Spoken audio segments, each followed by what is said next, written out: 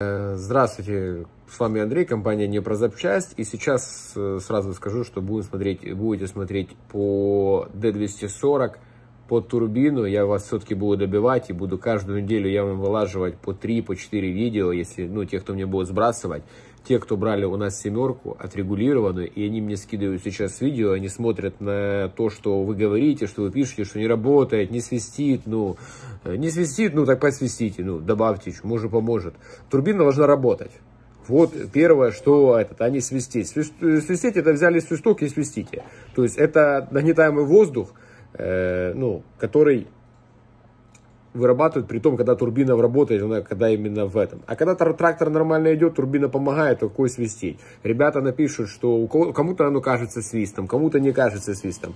А товарищи музыканты, которые определяют за 10 метров на видео с искажением звука, с ветром, они определяют свист. Вам надо музыкальную, ребят, по-любому музыкальную. Сейчас смотрим видео нашего подписчика, и вы, думаю, более всего, тот, кто с головой, тот, кто понимает, я думаю, он поймет.